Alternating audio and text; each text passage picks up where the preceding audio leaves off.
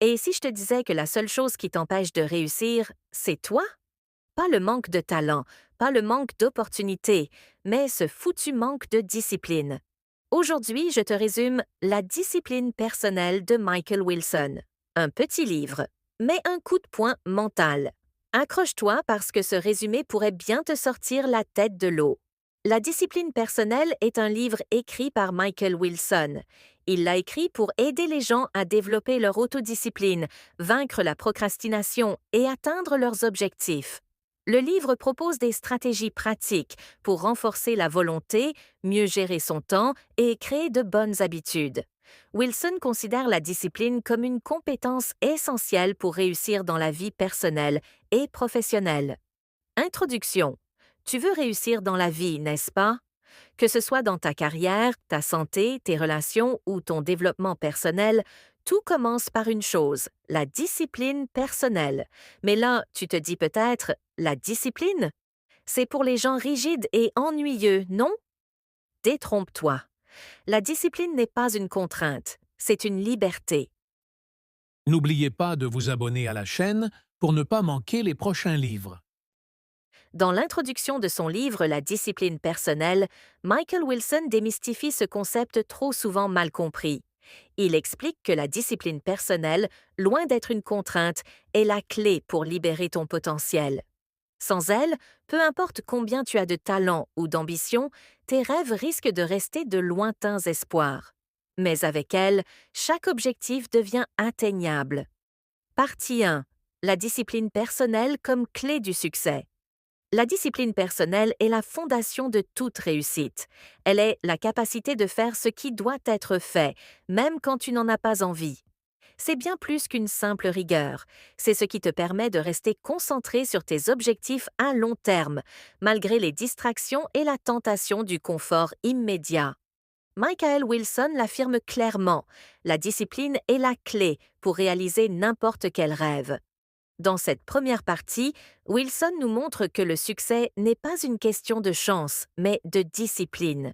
Une idée centrale du livre est que les personnes qui réussissent dans la vie, qu'elles soient entrepreneurs, athlètes ou artistes, ne sont pas forcément les plus talentueuses, mais celles qui ont appris à se discipliner au quotidien.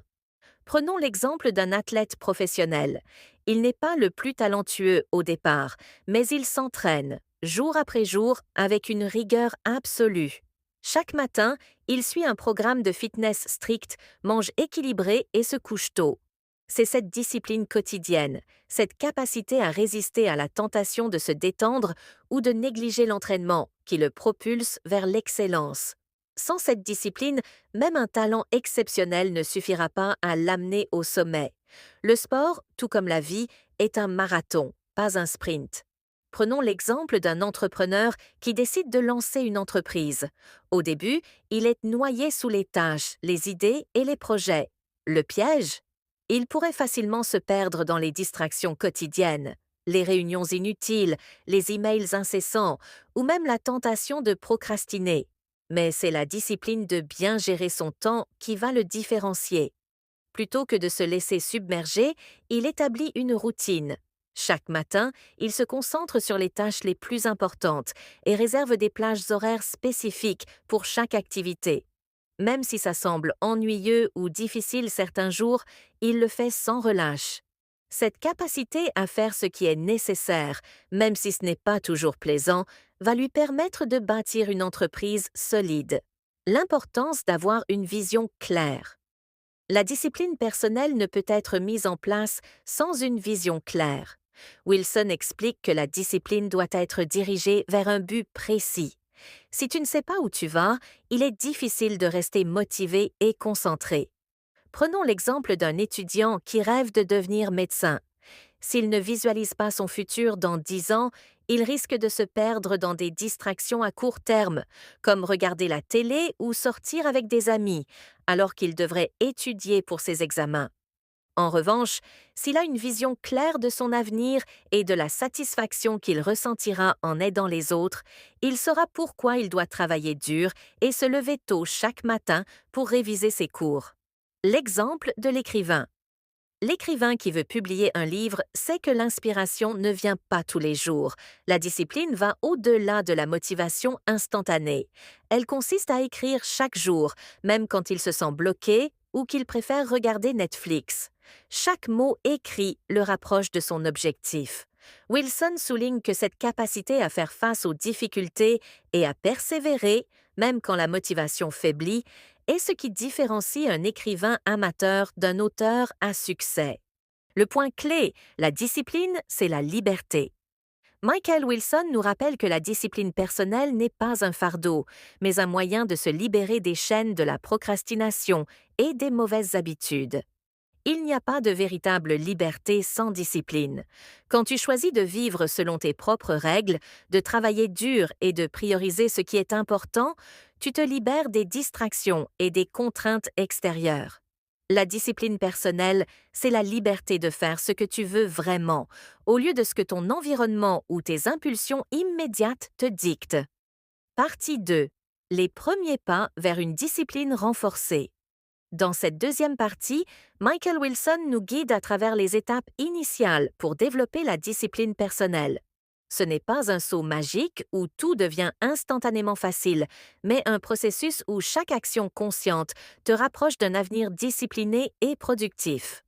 Wilson insiste sur le fait que, comme pour tout apprentissage, la discipline doit être cultivée progressivement, avec des bases solides et des petits ajustements quotidiens. Première, la préparation psychologique. Pourquoi tu procrastines? La première étape cruciale, selon Wilson, est de comprendre pourquoi tu procrastines. La procrastination n'est pas simplement un manque de volonté, mais une réaction de ton cerveau à la pression, à la peur de l'échec ou à une recherche excessive de gratification immédiate. Ton cerveau cherche naturellement des moyens d'éviter l'effort. C'est un mécanisme de survie qui te pousse à éviter les tâches que tu juges désagréables ou difficiles. Wilson souligne que la procrastination est souvent le résultat de tâches mal définies ou de manque de clarté sur les objectifs.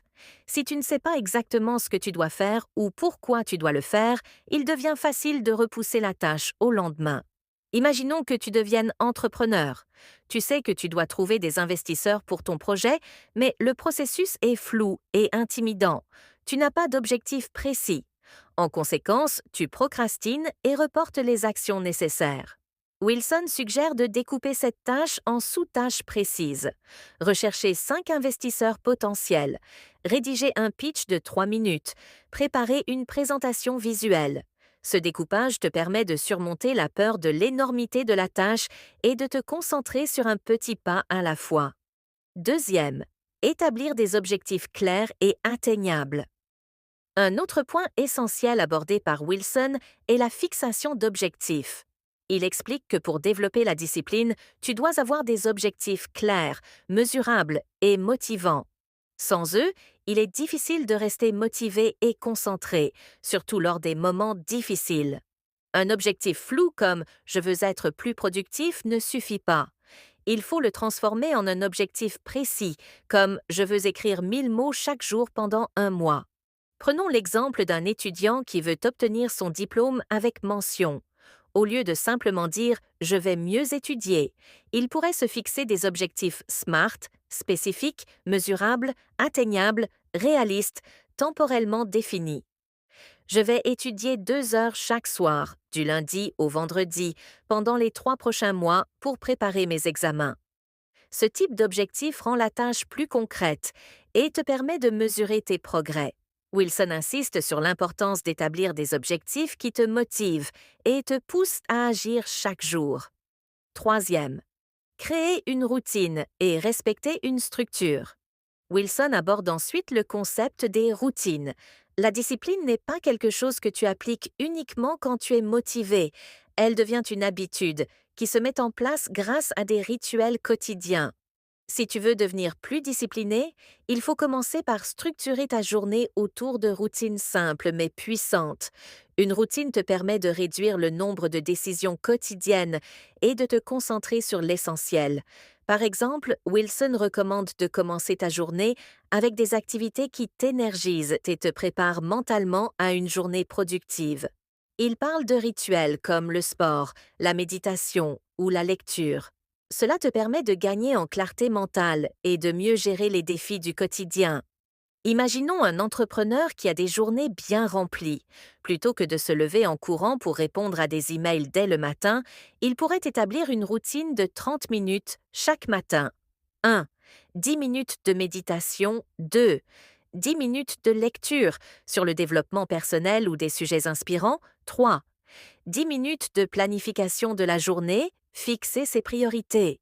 Cette petite routine lui permet de démarrer la journée avec clarté et énergie, et non pas de se laisser envahir par les urgences et les distractions dès le matin. Quatrième, la gestion des distractions. Un des obstacles majeurs à la discipline, selon Wilson, est la gestion des distractions. Il nous rappelle que le monde moderne regorge de tentations. Notifications sur les réseaux sociaux, emails incessants, distractions externes. Il est essentiel de créer un environnement propice à la concentration. Wilson recommande de réduire les distractions à la source. Par exemple, éteindre ton téléphone pendant tes sessions de travail, définir des plages horaires spécifiques pour les emails et couper les notifications de tes applications. Exemple, l'environnement de travail d'un écrivain. Imaginons un écrivain qui a du mal à se concentrer. Il décide de créer un espace de travail dédié, sans distraction.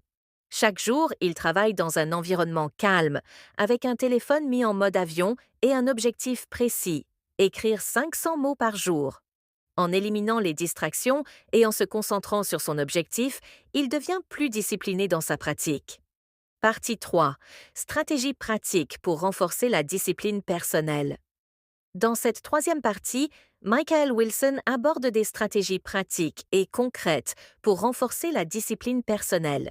Si tu as déjà compris l'importance de la discipline et que tu as mis en place les bases, comme la préparation psychologique et la structuration de tes journées, il est temps de passer à l'action et de déployer des techniques efficaces pour solidifier ta discipline sur le long terme. Premier, la gestion du temps. Maximiser chaque minute. L'une des clés de la discipline est l'art de gérer son temps. Wilson nous rappelle que le temps est une ressource limitée, et si tu veux être plus discipliné, tu dois savoir comment l'utiliser à ton avantage. Il présente plusieurs techniques pour t'aider à organiser tes journées de manière plus productive. La règle des 80/20. Une des premières techniques est la règle de Pareto, aussi connue sous le nom de règle des 80/20. Cette règle stipule que 80% de tes résultats proviennent de 20% de tes efforts. Wilson suggère donc de t'interroger sur les 20% de tâches qui auront le plus grand impact sur tes objectifs. Au lieu de t'épuiser à accomplir une multitude de petites tâches sans importance, concentre-toi sur celles qui génèrent les plus grands résultats. Par exemple, si tu es entrepreneur, passer plus de temps à démarcher de potentiels clients ou à développer ton produit est beaucoup plus productif que de répondre à des emails non urgents ou organiser des réunions inutiles. Imaginons un freelance qui doit jongler entre plusieurs projets. Wilson recommande de diviser ses journées en blocs de temps pour chaque tâche importante, en se concentrant pleinement sur une tâche à la fois. Plutôt que de passer toute la journée à répondre à des emails ou à gérer des appels, il pourrait réserver des blocs de 1 à 2 heures pour chaque tâche clé, rédiger des propositions pour des clients, travailler sur un projet, etc. Cela permet non seulement de gagner du temps, mais aussi de maintenir une concentration maximale. Deuxième, résister à la tentation. Apprendre à dire non. La discipline personnelle nécessite aussi la capacité de résister aux tentations et aux distractions qui surgissent tout au long de la journée. Wilson insiste sur le fait que chaque minute passée à se laisser distraire est une minute qui pourrait être utilisée pour atteindre tes objectifs.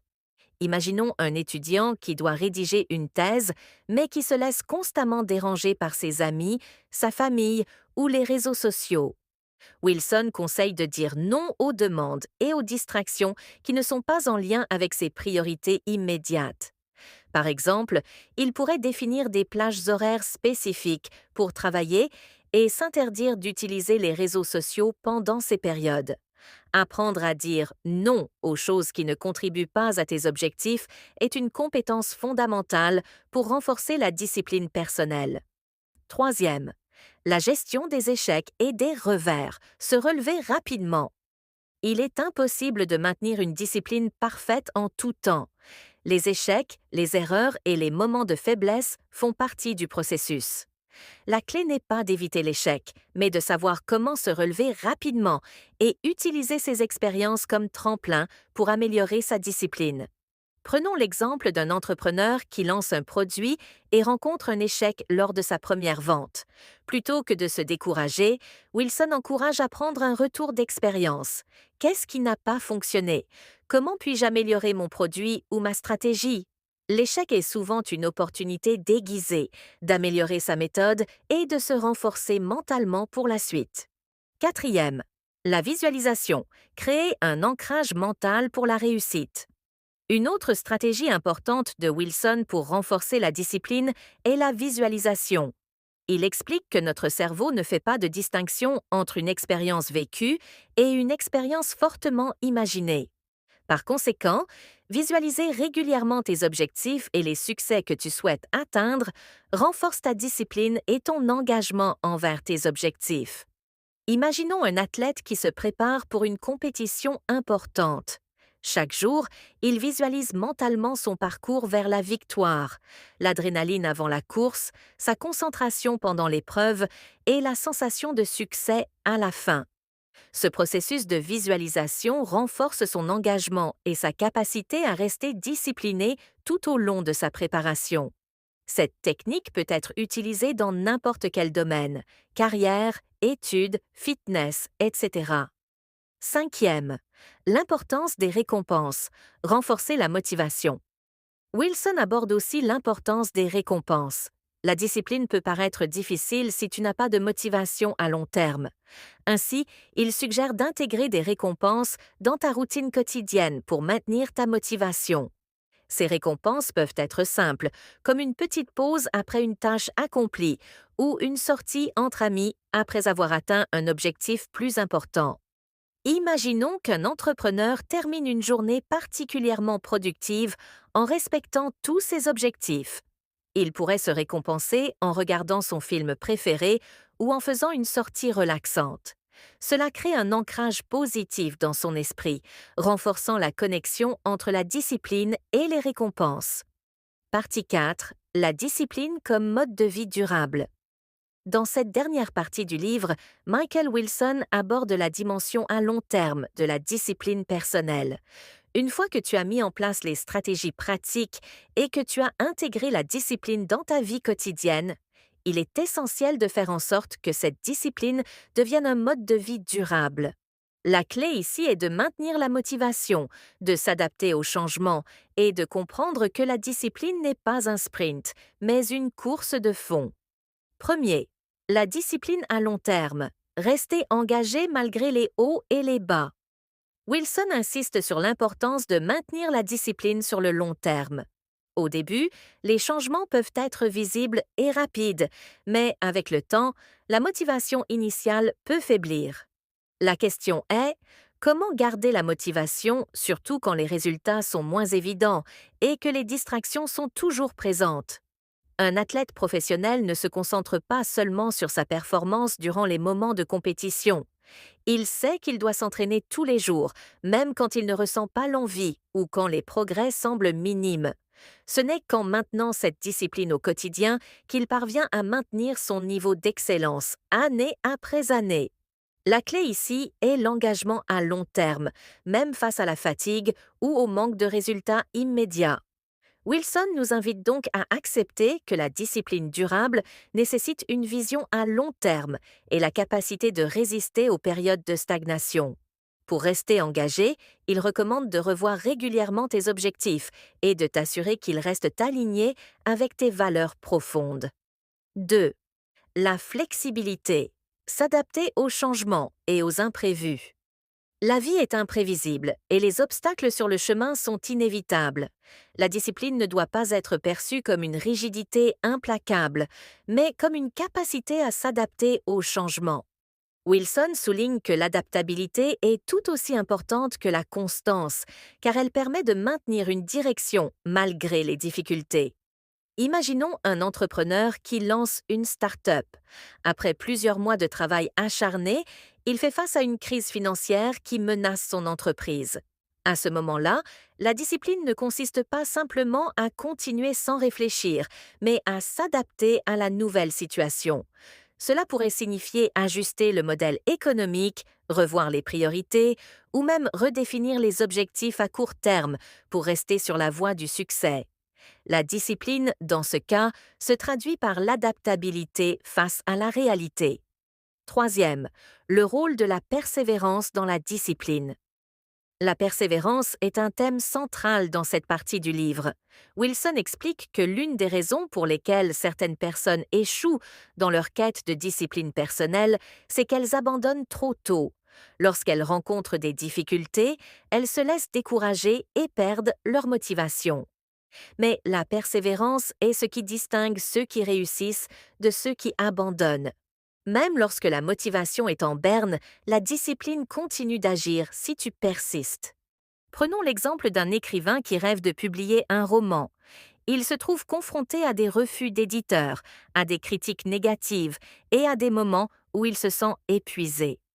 La persévérance lui permet de continuer à écrire, à réécrire et à envoyer son manuscrit à d'autres éditeurs. Si l'écrivain abandonne après quelques échecs, il ne saura jamais s'il aurait pu réussir. Mais en persévérant, il finit par atteindre son objectif. La persévérance nourrit la discipline et le succès. Quatrième, l'importance des habitudes de soutien. S'entourer des bonnes personnes. Un autre aspect important que Wilson aborde est l'influence de l'entourage. La discipline personnelle n'est pas uniquement un effort individuel. Pour maintenir ta motivation et ta discipline sur le long terme, il est essentiel de t'entourer de personnes qui partagent tes valeurs et tes objectifs. Cela crée un environnement de soutien qui peut t'aider à rester discipliné même dans les moments difficiles. Imaginons un groupe d'entrepreneurs qui se réunissent régulièrement pour discuter de leurs défis, de leurs réussites et de leurs échecs. Ce soutien social permet à chacun d'entre eux de rester discipliné, de se rappeler pourquoi ils ont commencé leur projet et de se motiver mutuellement à surmonter les obstacles. L'entourage est essentiel pour renforcer l'engagement personnel. Cinquième, le bien-être physique et mental, un pilier de la discipline durable. Wilson rappelle aussi que la discipline personnelle ne peut être maintenue sans prendre soin de son bien-être physique et mental. Il est essentiel de préserver ta santé pour pouvoir continuer à être discipliné au quotidien. Une alimentation saine, une activité physique régulière et une gestion efficace du stress sont des piliers fondamentaux pour la discipline durable. Un athlète qui s'entraîne quotidiennement sait que, pour maintenir sa performance à un haut niveau, il doit aussi prêter attention à son corps. Il ne s'agit pas seulement de soulever des poids ou de courir des marathons, mais de gérer son sommeil, son alimentation et son équilibre mental. La discipline ici s'étend à chaque aspect de sa vie. En conclusion, la discipline personnelle de Michael Wilson est un guide essentiel pour ceux qui veulent prendre le contrôle de leur vie. Le livre montre que la discipline ne se limite pas à des actions ponctuelles, mais à une pratique quotidienne et durable. En adoptant des stratégies concrètes, en restant persévérant et flexible face aux défis, tu peux bâtir une vie plus épanouissante et atteindre tes objectifs sur le long terme. La discipline, selon Wilson, est la clé pour débloquer ton potentiel et créer une vie réussie. Si cette vidéo t'a mis une claque constructive, abonne-toi, like et partage-la à quelqu'un qui procrastine trop. Et en commentaire, dis-moi, quel est ton plus gros frein à la discipline? On en parle ensemble.